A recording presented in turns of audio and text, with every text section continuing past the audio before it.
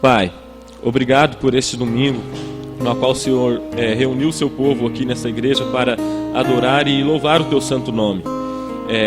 O Senhor possa abençoar aqueles que estão aqui e também aqueles que não puderam estar aqui hoje. O Senhor sabe o motivo deles não puderem estar aqui conosco hoje. E sabemos, Pai, que a real necessidade de hoje é o Evangelho. Que o Senhor nos dê sabedoria e entendimento para pregar o Teu Evangelho às pessoas, para aproveitarmos cada oportunidade que tivemos em nosso trabalho ou em qualquer outro local, Senhor, para que possamos pregar o verdadeiro Evangelho a essas pessoas e que possamos estar conscientes também que não há uma pessoa no mundo, Pai, independente de fama ou poder que ela tenha, que ela esteja imune, que não precise da mensagem do Evangelho, Pai. Nós agradecemos o Senhor por essa noite, que o Senhor venha falar conosco, que a Tua palavra venha penetrar os nossos corações e que possamos sair daqui colocando tudo o que aprendemos em prática, Pai. Agradecemos em nome do Teu Filho amado Jesus. Amém. Irmãos, vou ler a cartinha do pastor Rodney. Eu tive o grande prazer de hospedar ele lá em casa por uma noite, pelo menos. E aí aquele esquema de quem hospeda sempre é abençoado também, né? Então foi mais ou menos igual a Jacó, agarrei ali para poder também ter uma bênção e perguntei para ele, num café da manhã que a gente teve, alguns desafios do ministério, e muito mais que isso, a vida dele e o trabalho missionário que eles têm executado, né? E também o chamado. E o que mais me impressionou pessoalmente no pastor Rodney foi a convicção que ele tem do ministério e do chamado dele, né? Certa noite Deus chamou ele de maneira irresistível e ele não pôde mais dizer não. E isso não significa que ele já saiu direto para o campo, mas ele teve a humildade de concluir os estudos, já que ele precisava terminar o 2º grau. Ele fez isso trabalhando e logo após ele foi fazer o seminário do Cariri e por 4 anos ele também estudou para ter o conhecimento teológico necessário. E eu fiquei impressionado, fiquei muito feliz que Deus chama pessoas assim e muito feliz pela vida dele e da sua família. Então eu gostaria de ler para os irmãos a carta que ele nos mandou, né? Não só nós, mas aqueles que também receberam essa carta, os irmãos que têm apoiado ele em oração e também financeiramente. Que darei ao Senhor por todos os seus benefícios para comigo? Saúdo a todos no nome do amado Mestre Jesus Cristo. Louvamos a Deus pela vida de todos aqueles que se tornaram nossos parceiros em oração e até mesmo na parte financeira. Praticamente 2 meses já se passaram desde o dia em que chegamos na cidade de Guaíra para dar continuidade ao projeto Alfa. Esse projeto visa, em primeira instância, exaltar o nome de Cristo através da multiplicação de discípulos. Assim como Jesus o fez, assim como os apóstolos o fizeram e assim como Paulo fez, nós também queremos fazer, isto é, multiplicar discípulos. Estamos felizes porque até aqui isso tem acontecido. E no dia 21 de fevereiro, um casal, Joederson e a Elaine, professaram a fé no Senhor Jesus Cristo como seu Senhor e Salvador, e pela graça de Deus eles estão frequentando os cultos com frequência. Além deste casal, há outras pessoas que já tinham professado a fé na pessoa de Cristo. Nesse momento estamos preparando essas pessoas para o batismo, que provavelmente ocorrerá no mês de abril. Desde já pedimos orações por todos os que estão sendo discipulados.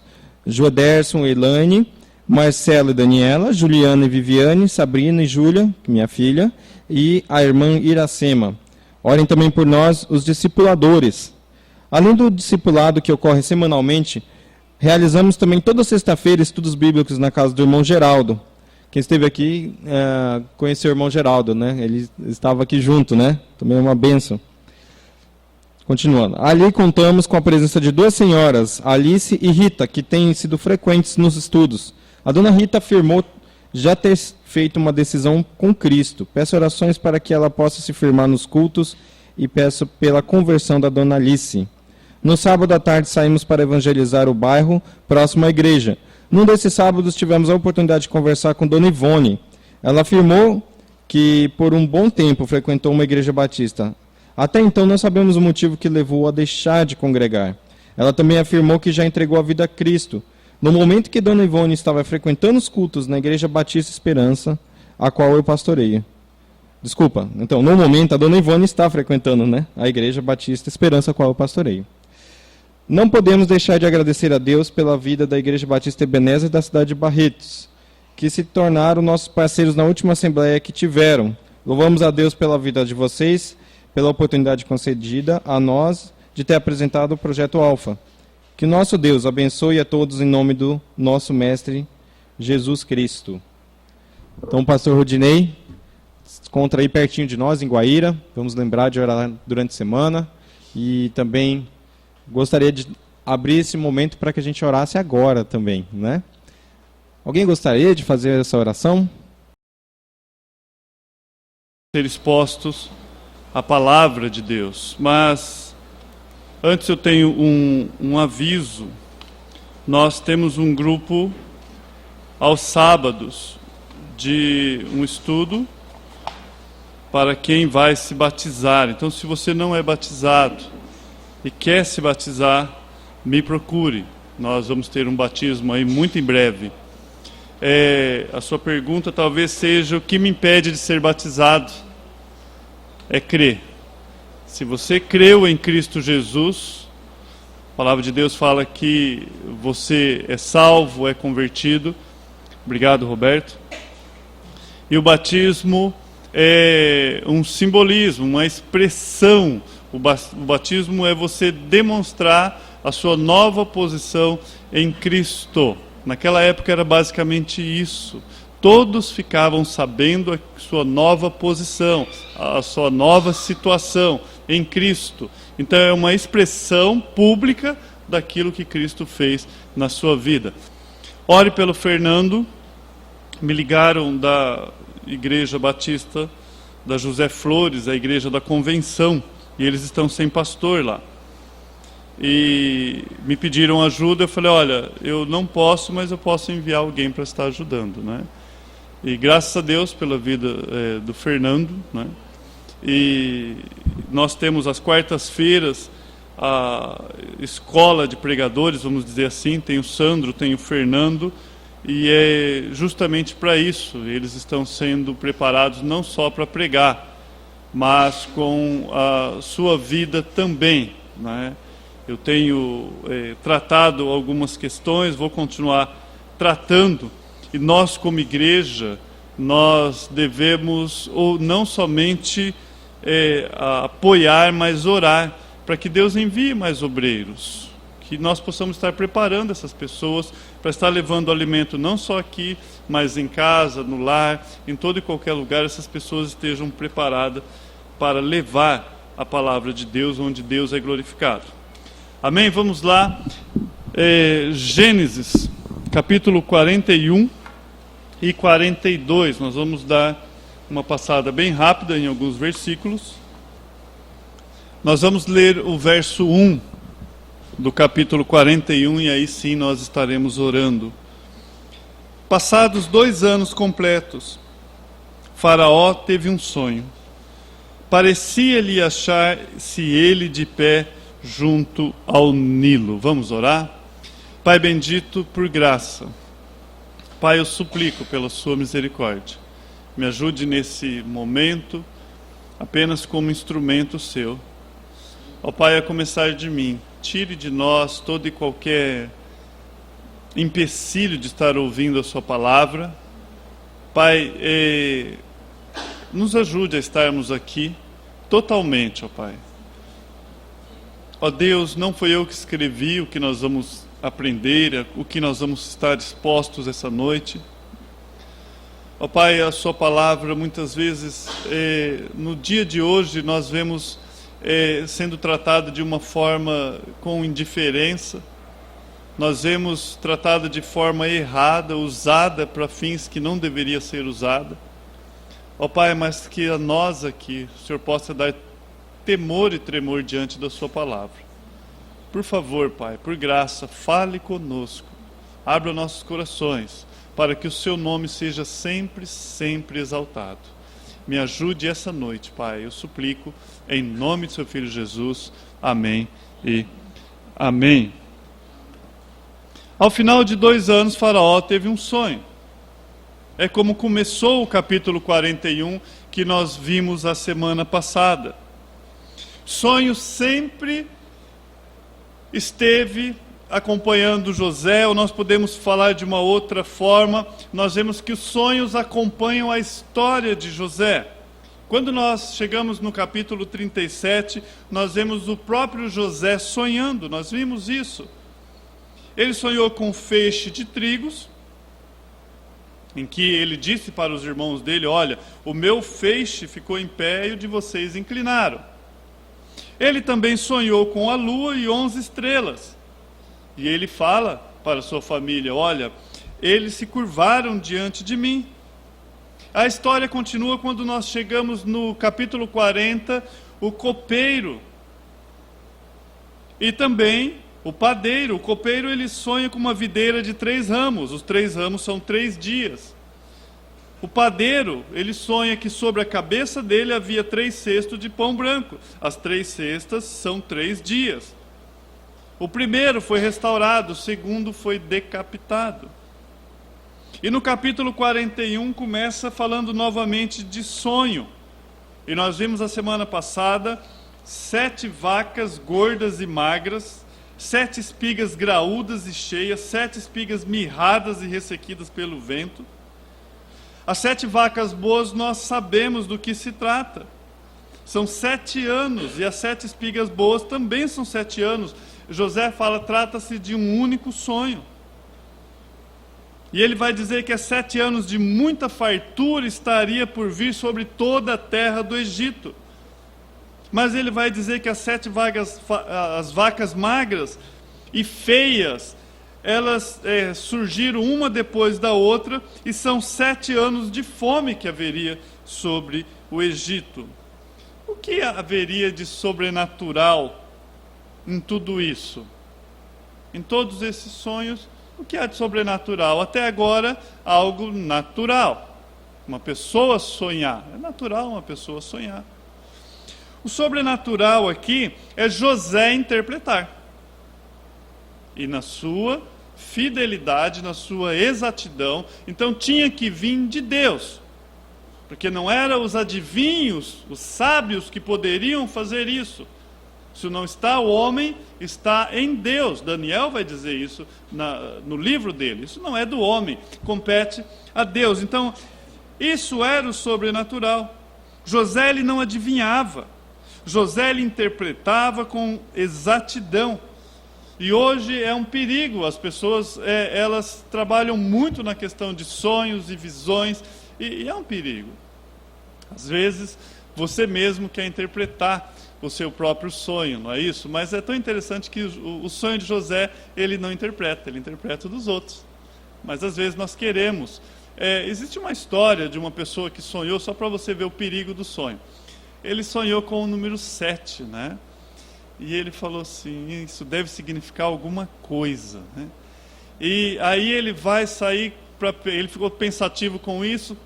Ele vai sair para pegar o ônibus e perdeu o ônibus. E quando ele olha atrás do ônibus, o número 7. Ele fala, mas tem que ter alguma coisa. Ele pega e chama um táxi, e ele chega, o táxi chega, o final da placa do táxi era 7. Ele fala, não, aí não. Né?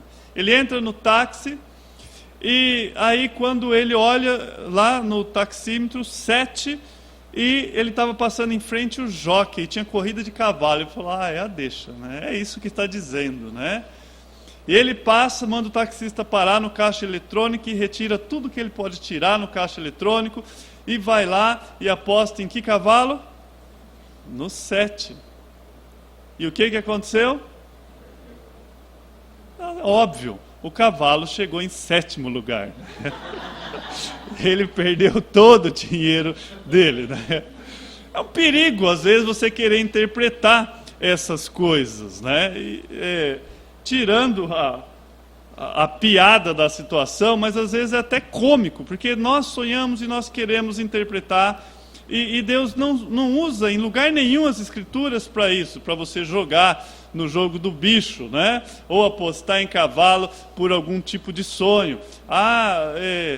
Sonhei com vida é morte, sonhei com morte é vida, né? As pessoas, elas querem interpretar o sonho. Nós não vemos isso. Agora, o que nós aprendemos a semana passada, no verso 38 nós vemos Faraó reconhecendo o Espírito de Deus. Faraó ele vai falar que isso não é do homem, né? No 41:38, Faraó fala aos seus oficiais: acharíamos porventura homem como este em que há o Espírito de Deus? No verso 39 ele vai dizer assim: depois diz Faraó a José: visto que Deus te fez saber tudo isso, ninguém é tão ajuizado e tão sábio como tu.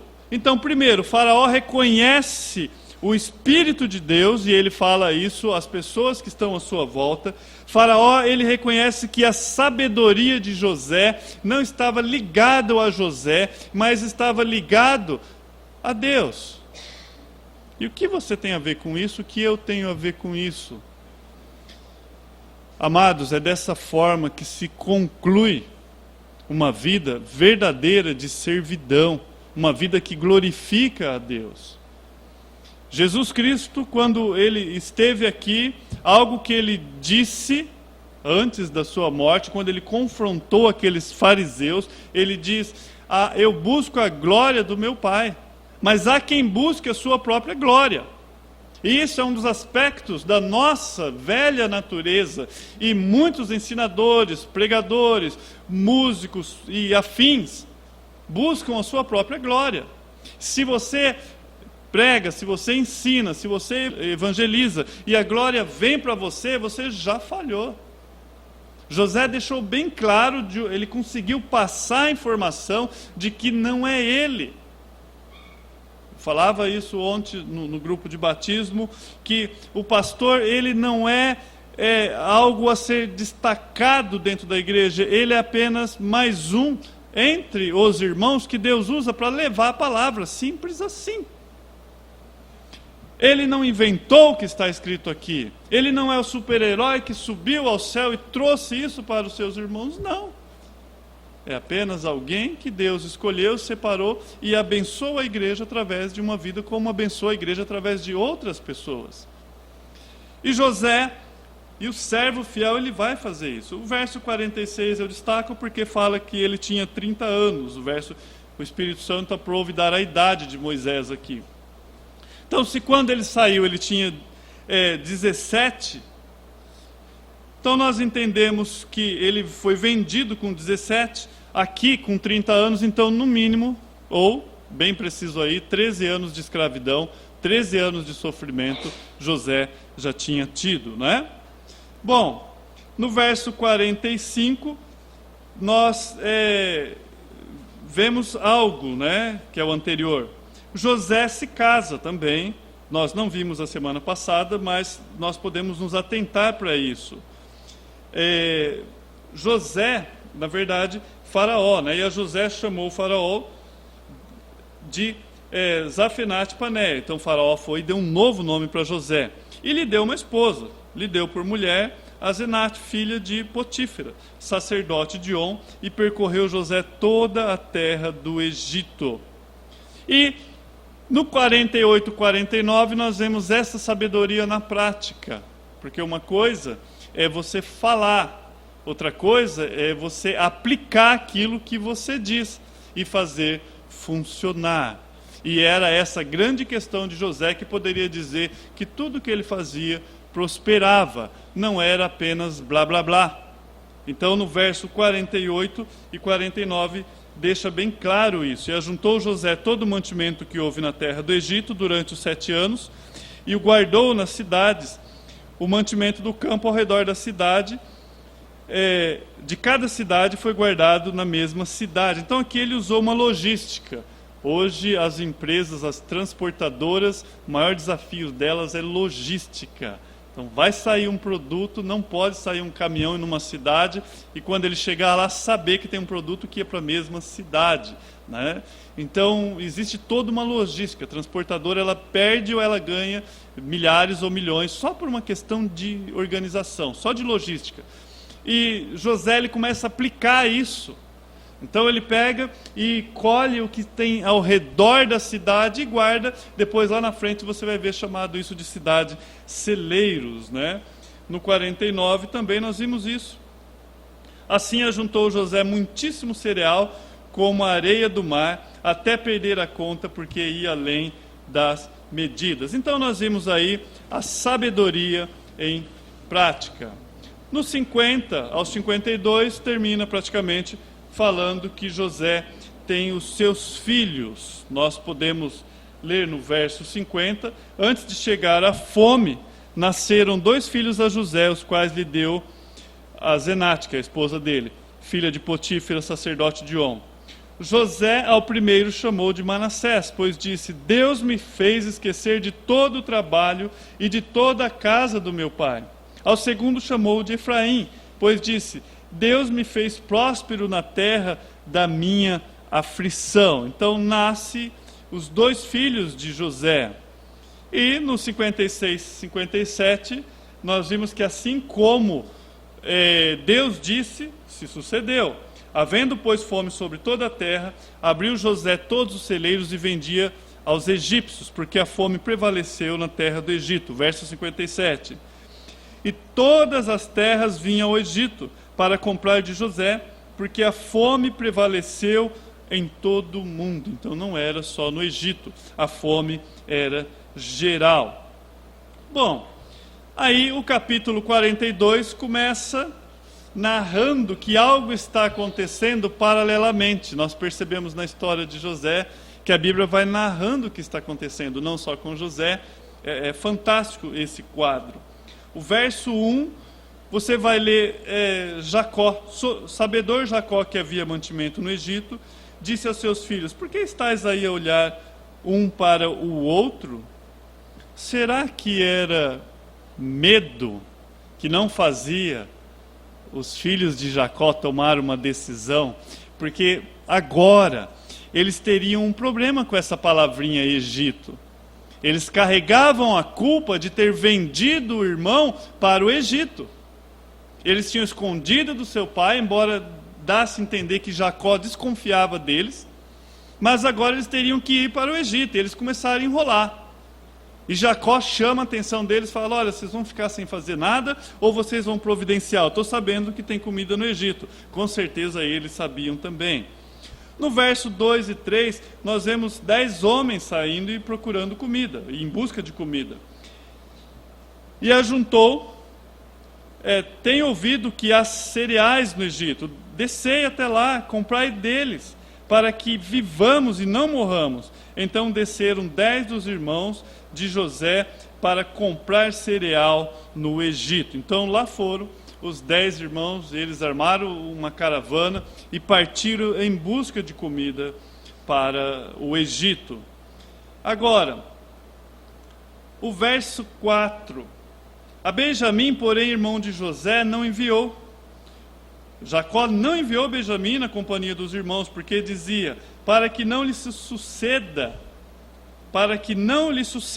acaso algum desastre. Então a pergunta é: será que Jacó desconfiava?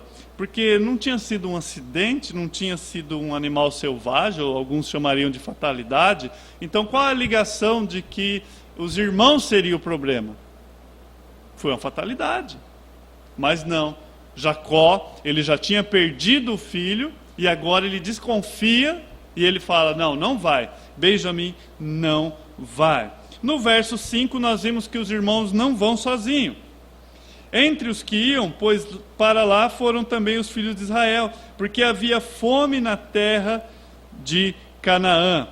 Uma caravana de Canaã seguiu para o Egito. Eles não foram sozinhos, então eles organizaram. Lembra que eles estavam na terra de Canaã, existiam outros povos ali, e eles foram para o Egito em busca de comida.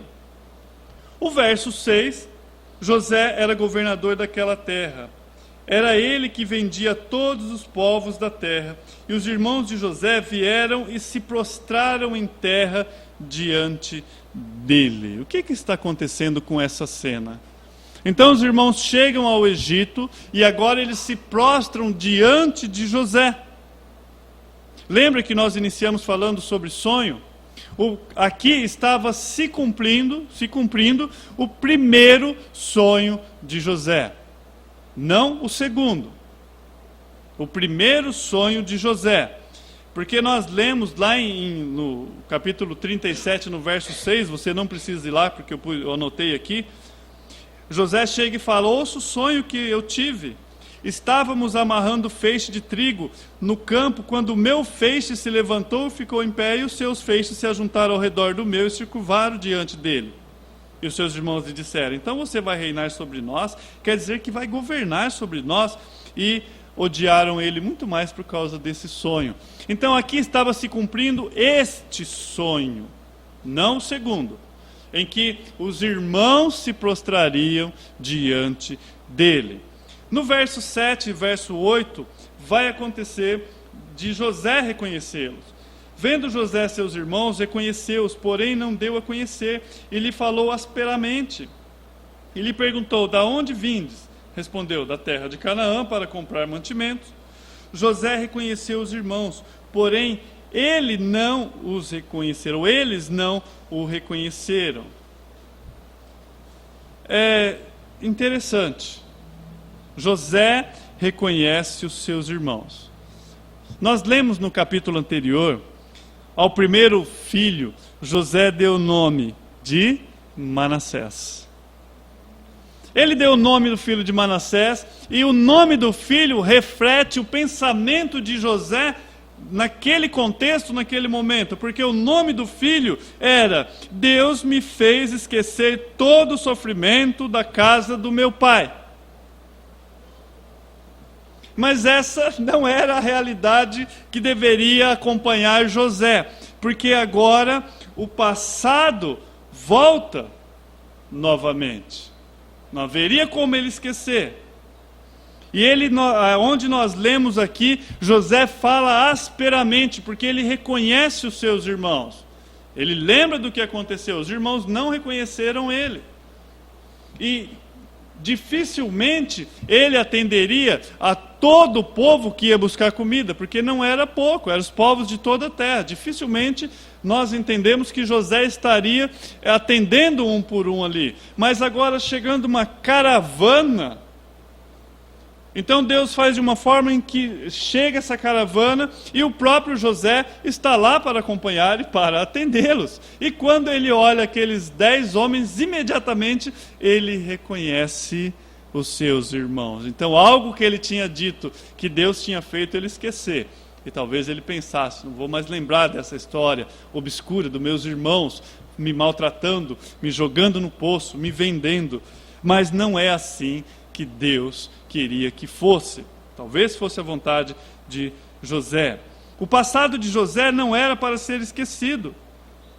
Não simplesmente para José ter todo o conforto. Porque às vezes nós queremos eliminar o nosso passado, queremos pegar, talvez, como um ferro quente, achar o ponto do cérebro que está lá e cauterizar que tem coisas que você não quer lembrar. E simplesmente para você ter uma vida de conforto, mas não é isso que estava nos planos de Deus. O passado de José estava dentro dos planos de Deus para gerar um povo seu, e seria usado para tal fim. Seria usado para essa finalidade. Existem coisas do passado que às vezes nós queremos, sim, nós queremos esquecer. Amados, mas se Deus vai usar algo do seu passado para a glória dele, ele não vai pedir licença, ele vai trazer e vai bater na sua porta. Entende? Ele vai bater na sua porta. E aquilo lá vai ser usado para a glória de Deus. Ele vai chegar e vai fazer como ele fez com José. Ele não vai pedir a minha opinião. Ele vai cumprir os seus propósitos. O verso 9 vai dizer que José lhe lembra disso. Então se lembrou José dos sonhos que teve a respeito deles. E lhe disse: vós sois espiões e viestes para ver o ponto fraco da terra. Ou seja, a fome está no Egito, então vocês vieram como espião aqui olhar as nossas fraquezas. José fala asperamente, mas aqui o verso 9 fala que ele lembra do sonho. Então ele lembrou. José lembra do sonho, mas só que o segundo sonho era o sol, a lua e 11 estrelas. Somente 10 estava diante dele. Não era o comprimento do sol, a lua e 10 estrelas. E José com certeza sabia disso. E ele percebe e ele vê. E ele sabe que está para acontecer o segundo. Ele vai trabalhar em um sentido de tratar os seus irmãos. E ele está sendo usado por Deus. Ele não sabia o produto final. Ele estava sendo José. No verso 10 e 14, agora é o passado que vai bater com os seus irmãos, lá na porta dos seus irmãos. Respondeu-lhe: não, senhor meu, mas viemos os teus servos para comprar mantimento. Não somos todos filhos de um mesmo homem. Somos homens honestos, teus servos não são espiões. Ele, porém, lhe respondeu: nada disso. Pelo contrário, viestes para ver o ponto fraco da terra. E eles lhe disseram: nós, teus servos, somos 12 irmãos. Aqui eles já começaram a lembrar, eles estavam em 10, eles tiveram que lembrar de José aqui. Então trouxe a forma como José conduziu a coisa, começou a levar os irmãos a pensar em José. Filhos de um homem na terra de Canaã, o mais novo está hoje com o nosso pai, o outro já não existe. Quem é o outro? José. Então eles tiveram que lembrar. Agora o passado vai bater na porta desses 10 irmãos que estavam lá para simplesmente buscar comida. E José vai falar asperamente com ele. Ele falou: José, é como eu já disse, vocês são espiões. No verso 15 ao 17, o que José vai fazer? Nisto sereis provados pela vida de Faraó, daqui não sai, sem que primeiro venha o vosso irmão mais novo.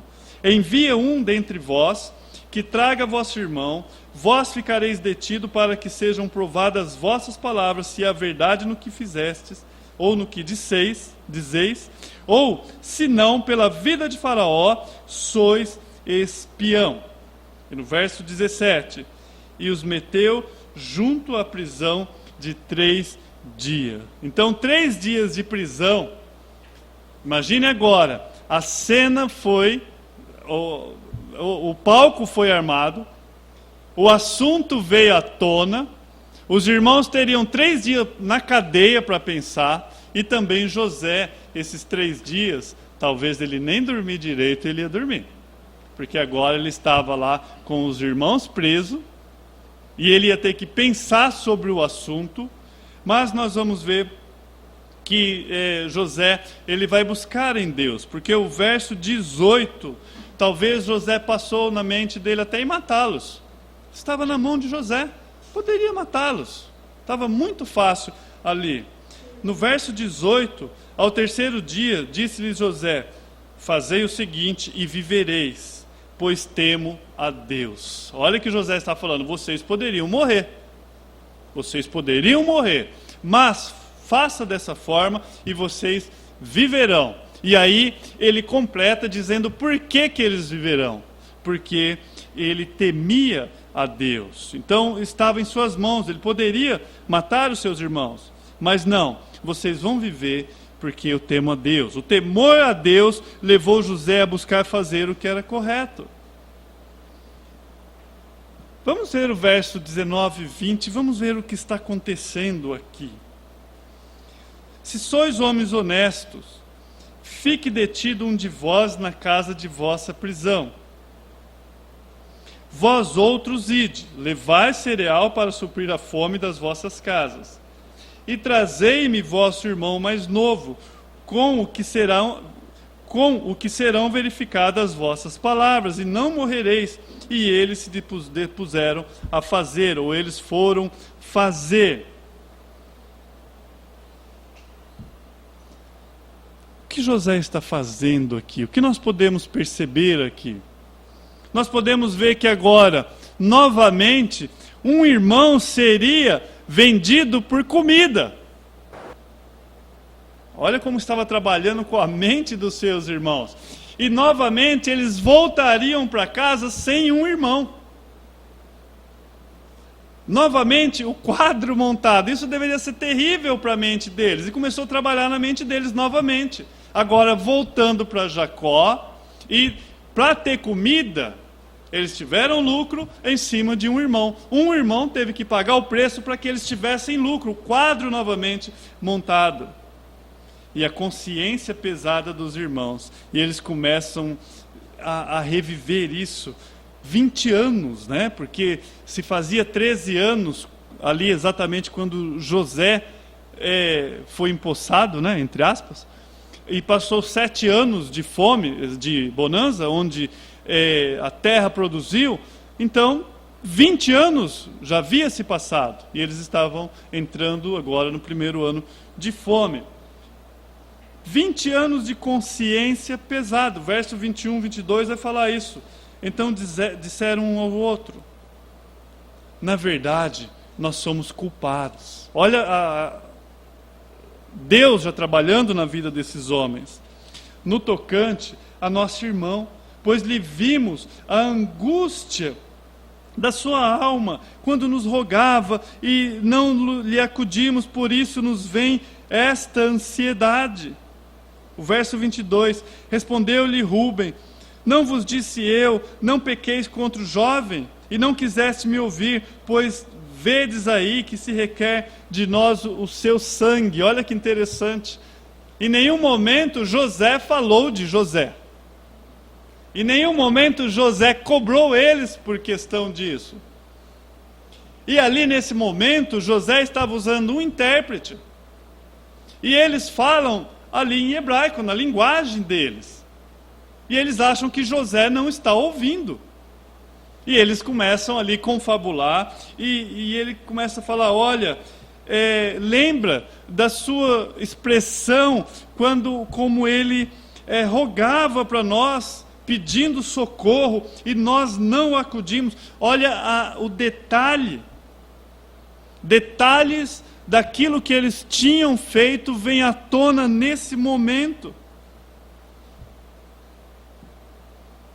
Eles falam: pois lhe vimos a angústia da sua alma. E aí Rubem, amados, esses detalhes José estava sabendo naquele momento, José não sabia. Rubem fala: eu disse para vocês, eu falei, eu não disse, não pequeis contra esse jovem. E Rubem era o mais velho, era o responsável por cuidar dos seus irmãos. E Rubem, ele deu uma distraída e os irmãos fizeram isso. E ele fala: eu não falei para vocês fazer isso, e agora o sangue do nosso irmão está sendo requerido. E José, ouvindo tudo isso 20 anos atrás, agora vindo à tona o passado, e José contemplando algo que ele não conhecia.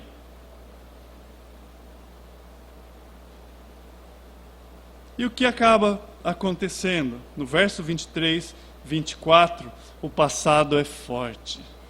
As lembranças vão chegar. O verso 23 vai dizer assim: eles não sabiam que José não os compreendia, porque ele falava por intérprete. E retirando-se deles, chorou. Então José não aguentou, porque o passado veio à tona. Ele lembrou de tudo que tinha acontecido. Ele viu Rubem falando: olha, eu falei para vocês fazer isso. Os irmãos narraram com detalhe. Incrível você saber que alguém viu a sua angústia e não fez nada. Então mexeu com José. A Bíblia vai falar que ele não suportou. Ele se afastou ali e ele foi e chorou. Ele retirou-se. Aí ele volta, depois tornando-lhe, se restaurou ali e lhe falou. Tomou a Simeão dentre eles e o algemou na presença deles. Quem era Simeão? O segundo. Quem era o primeiro? Rubem. Então ele já participou da história, ele já viu, falou: Rubem fez o papel dele. Então agora eu vou pegar o segundo. Quem era o próximo? Quem era responsável? Porque era assim que funcionava: saída de um, quem assumia? O próximo, o mais velho. Então Simeão vai ficar aqui.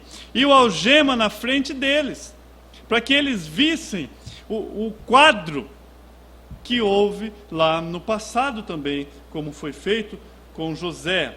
Nós percebemos aqui uma forma de José trabalhando e trazendo bem forte o passado para eles. E o 24b, quando nós vemos Simeão algemado na presença deles, a pergunta é: ninguém se habilita? Nenhum outro irmão? É simples assim? Meu irmão vai ficar preso, nós vamos embora com a comida e ninguém se habilita a ficar no lugar desse irmão? Não, né? Eles foram embora. Aí vem uma pergunta: seria possível a restauração dessa família 20 anos depois? De tudo isso que nós vimos acontecendo dentro de uma família, será que Deus restauraria toda essa família, os colocariam juntos novamente para a glória dele 20 anos depois? Nesse caso, sim. Nós vamos ver Deus fazendo isso. Não que esse texto ele foi escrito exatamente para dizer que famílias, aqui a questão, a família será restaurada, não.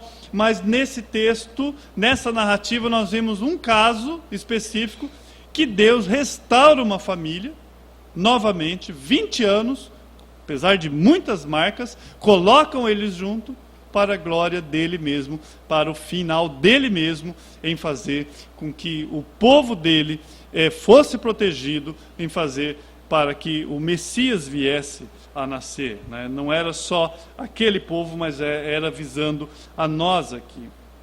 O verso 25, 28, aí você pergunta: por que ele devolve o dinheiro? Por que ele vai fazer isso? Ordenou José que lhe enchesse de cereal o saco e lhe restituísse o dinheiro a cada um no saco de cereal e o suprissem de comida para o caminho, e assim lhe foi feito. E carregaram cereal sobre os seus jumentos e partiram dali. E, abrindo o saco de cereal para dar de comer ao seu jumento na estalagem, deu com o dinheiro na boca do saco de cereal. Então disse aos irmãos: devolveram o nosso dinheiro. Aqui está, na boca do saco de cereal. Desfaleceu-lhe o coração e, atemorizados, entreolhavam-se dizendo: que é isso que Deus nos fez? Que é isso que Deus nos fez? Olha o quadro. Eles voltando, sem um irmão e com dinheiro. A mesma coisa quando eles venderam José. Eles voltaram sem um irmão e com dinheiro no bolso. Então isso era algo assim terrível. Esse aspecto, essas lembranças, esse quadro real de algo que aconteceu no passado, vem agora de uma forma que eles só restam falar: é Deus. É Deus. O verso 28, a palavra diz que eles desfaleceu. Eles olhavam para o outro com medo. Que é isso que Deus nos fez? Eles começam a perceber algo ali como a ação do próprio Deus na vida deles. O verso 29 ao 38, né? De volta a Canaã. E vieram para Jacó seu pai, na terra de Canaã, e lhe contaram tudo o que lhe acontecera, dizendo: o homem, o Senhor da terra, falou conosco asperamente, e nos tratou como espião da terra. E nós dissemos: somos homens honestos, não somos espiões. Somos 12 irmãos, filhos de um mesmo pai, e já não existe o mais novo. Já não existe. O mais novo está com o nosso pai na terra de Canaã. Respondeu-nos o homem, Senhor da terra: nisto conhecereis que sois homens honestos. Deixa comigo um dos vossos irmãos, tornai o cereal para remediar a fome de vossas casas e partir. Trazei-me o vosso irmão mais novo, assim saberei que não sois espião, mas homens honestos. Então vos entregarei vosso irmão e negociareis na terra. Aconteceu que, despejando eles o saco de cereal, eis que cada um tinha sua trouxinha de dinheiro no saco de cereal. E viram as trouxinhas com o dinheiro. eles, o seu pai, e temeram. Então lhe disse Jacó, seu pai: tende privado, filho José? Tendo-me privado de filhos, José já não existe. Simeão não está aqui, e ides levar Benjamim. Todas essas coisas me sobrevêm. Mas Rubem disse a seu pai: mata-os, meus 2 filhos, se tu não tornar a trazer e entregar-me, e eu te restituirei. Ele, porém, disse: meu filho não descerá convosco, seu irmão é morto, e ele ficou só. E se lhe sucedeu algum desastre no caminho, por onde fordes, farei descer as minhas cãs com tristeza à sepultura. E termina o capítulo 42. O que está acontecendo aqui? Os 10 irmãos, eles saem e eles vão para o Egito. Eles chegam lá, eles não reconhecem José. Mas quais são os detalhes que nós podemos ver Deus trabalhando nesse quadro magnífico? Nós vimos algumas questões como o tempo de Deus. Haveria necessidade, primeiro, de José passar mais 2 anos na cadeia, na prisão. José estava preso.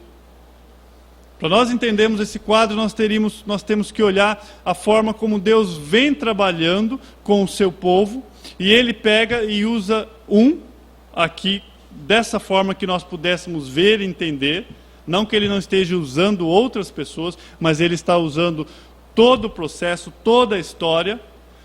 Mas José, ele não tinha essa visão que você tem hoje. Ele estava preso, e ele talvez não compreendesse aquilo que estava acontecendo. Ele manda um aviso que ele gostaria de sair da prisão. O copeiro esquece dele. 2 anos se passaram e ele continuou preso. Aí logo ele é restaurado. E você talvez pensaria assim, né? Quando José é restaurado, você pensa que ali é o ponto culminante da história. Se fosse um filme, acabaria ali. Não é bonito a história de José? E agora José, ele foi restaurado e ele foi colocado num ponto em que jamais sonharia estar. E the end, final. Terminou, e viveram felizes para sempre. Faraó deu a princesa para ele. E ele diz que Deus fez ele esquecer. Ele teve um filho e diz: Deus me fez esquecer o meu passado. Ele teve outro filho e disse: olha, Deus me fez prosperar aqui na terra da minha aflição. Tudo resolvido. Mas não para Deus. Não para Deus. Quando nós olhamos para a nossa vida, quando eu aplico isso para a minha vida, e eu fico me questionando: eu estou no tempo de Deus? É agora? É interessante que José, ele não cruzou os braços e ficou simplesmente esperando que Deus fizesse algo. O fato dele ter enviado um recado através do copeiro mostra que José estava fazendo algo em pró à sua saída. Ele estava fazendo algo para que ele saísse daquela situação. Mas esses 2 anos mostra que José, embora ele fazia parte dele, ele tinha a responsabilidade dele, haveria de obedecer o tempo de Deus, o tempo que ele esteve. Agora haveria necessidade de passar mais 7 anos, e os irmãos continuavam lá, a família continuava lá, e José agora tinha 7 anos, não mais de sofrimento, não mais de escravo, mas agora José era servido e não servia mais. Ele tinha uma esposa, ele passou a ter filhos e ele passou a ter o lugar mais privilegiado do Egito, abaixo do faraó. Talvez mais privilegiado que faraó, porque em última instância quem respondia era faraó, né? Nem ele. Mas José, nesses 7 anos, e aí nós aplicamos para a nossa vida. Às vezes tempo de bonança, tempo de tranquilidade, tempo de emprego. Você acha que Deus não está trabalhando durante esses 7 anos? Mas Deus está trabalhando. Tanto na sua vida, como na vida das pessoas que você às vezes quer esquecer. Pessoas que você já não fala mais. E às vezes nós centralizamos o holofote do universo em você. E você acha que o seu mundinho, a sua vida é tudo isso aqui. E não é. A semana passada, quando eu estava aqui pregando e estava falando que eu não sabia o que estava acontecendo nesse exato momento. Porque nós não sabemos. Deus tem controle sobre todas as coisas. E madrugada eu estava lá com o irmão Isaías e a Beth no postão e eu lembrando da pregação, falando: Senhor, o Senhor me disse antes que eu devo confiar, que coisas estão acontecendo nesse momento, não agora. Deus não parou o universo para que vocês sentassem aqui e ouvissem essa pregação ou para que eu pregasse. Nesse exato momento, coisas estão acontecendo. Se nós não tivermos essa visão da grandiosidade, essa visão de reino, a gente acha que se resume só nisso daqui. E nós devemos ter a responsabilidade de trilhar os caminhos que Deus colocou para nós, continuar esses caminhos e deixa Deus trabalhar, Ele fazer as coisas. Passa os 7 anos, Deus faz com que os irmãos viessem. Esse encontro foi proporcionado por Deus. A mesma coisa, o que fez com que José chegasse até Faraó? Um sonho. O que ele tinha em comum? O copeiro sonhou, Faraó sonhou, Deus fez com que isso fosse o elo de ligação para que José chegasse. Vocês estão montando o quadro da forma de Deus trabalhar? Os irmãos chegam. José não tinha um script de que, e agora, o que eu faço? Ele não tinha. José é José aqui, não adianta tapar o sol com a peneira. Ele vai falar asperamente com o irmão dele, e eu procurei saber o que significa a palavra no original, asperamente ali, e sabe o que significa? Asperamente, é isso mesmo. É asperamente, ele fala duramente, ele briga com os seus irmãos. Então, José é feito da mesma massa que nós. Com certeza houve conflitos no coração dele, em ver aquilo que os seus familiares fizeram com ele. Ele não é diferente de nós. A grande questão é que que o Senhor era com José. José, ao colocar os seus irmãos 3 dias na prisão, deu tempo para ele consultar a Deus, para ele se restabelecer, para ele pensar no que ele ia fazer. E ele tomou a melhor atitude que ele podia tomar, porque a melhor atitude que você toma é a que você toma. É o melhor que você pode fazer. É o máximo. A melhor atitude, quem vai tomar é você. E José tomou a melhor atitude que ele achou que deveria, e ele começou a interagir com os seus irmãos. Tudo indica aqui que, de uma forma, eu não sei se consciente ou inconsciente, mas a forma como ele conduziu as coisas fez com que tratasse a consciência dos seus irmãos, como ele era sábio. Provavelmente, talvez ele estava fazendo isso, conduzindo de uma forma, nós vamos ver lá na frente outros aspectos de Benjamin, mas ele estava sendo José. O que eu aprendo com isso? Eu devo ser Dorian, você deve ser você. Você deve continuar a sua vida. A Bíblia ela não vai dar aqui nessa narrativa histórica alguns aspectos para você faça isso ou não faça isso. Mas nessa narrativa nós temos um quadro de quem Deus é e de quem o homem é e a forma em que Deus interage com os homens.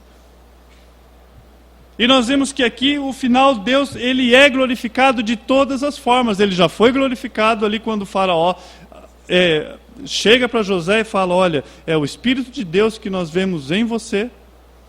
Agora, os irmãos chegam, José os enviam de volta, eles chegam até Jacó e, como nós, como é bom estudar esses textos que mostram como nós somos. O que eles vão fazer? E aí nós vamos aprender no próximo estudo, na próxima pregação. Eles vão protelar, como todos nós fazemos. A barriguinha encheu, você deu o seu cheque fé-datado lá, pagou a conta do momento, resolveu o problema, não é? Trouxe comida, o irmão está preso lá. Nós vamos ver que agora é só a hora que a barriga doer de novo é que eles vão querer resolver o problema. Igualzinho alguém que eu conheço, alguém que nós conhecemos, esses somos nós. Então a narrativa mostra como Deus trabalha e como nós somos. O que eu posso olhar para texto como esse e dizer? Graça bendita do nosso Deus, em usar pessoas falhas como eu, falhas como você. Então o principal da minha vida, da sua vida, da nossa vida, é que nós possamos dizer: o Senhor está conosco. E é isso que Paulo vai falar lá na frente. Ande na medida da fé que Deus lhe proporcionou. Busque essa paz em Cristo Jesus. Busque isso. Não, Senhor, olha, eu quero diante de Ti pegar esses problemas, essa situação, passado que veio bater, problemas que eu não esperava, que me ocorrem nesse ponto da minha vida. E eu quero colocar diante de Ti. E nós podemos fazer isso, porque Jesus Cristo nos permite hoje, o véu é rasgado, nós podemos colocar diante de Deus tudo isso. Vamos curvar nossas cabeças e vamos orar nesse sentido. Pai bendito, o Senhor conhece a história de cada um aqui. Alguns estão na fase em que José não tem problemas, ó Pai, em que ele está sendo servido, na fase da bonança. Alguns estão na fase da prisão, outros na fase que foi vendido, outro na fase de pedido de socorro a um copeiro. Ó Pai, cada aspecto da vida de José eu posso ver uma fase da minha vida ou aspectos da nossa vida. Ó Deus, mas embora o quadro aqui embaixo muda, aí em cima não muda. Ó Deus, a rocha de Israel, o Deus imutável, o guarda de Israel que não dormita, é o Senhor a quem nós confiamos. Ó Deus, nos ajude em cada etapa das nossas vidas, ó Deus, que nós possamos lembrar dessa história e saber que o Senhor está no controle de toda e qualquer situação. E que nós possamos, ó Pai, como José vai dizer lá na frente, que não foram eles, mas foi o Senhor, para a glória do seu santo nome. Obrigado por essa noite, obrigado por essa pregação. Nós te agradecemos em nome do seu Filho Jesus. Amém e amém. Louvado seja Deus por mais essa etapa. A comunhão faz parte do culto.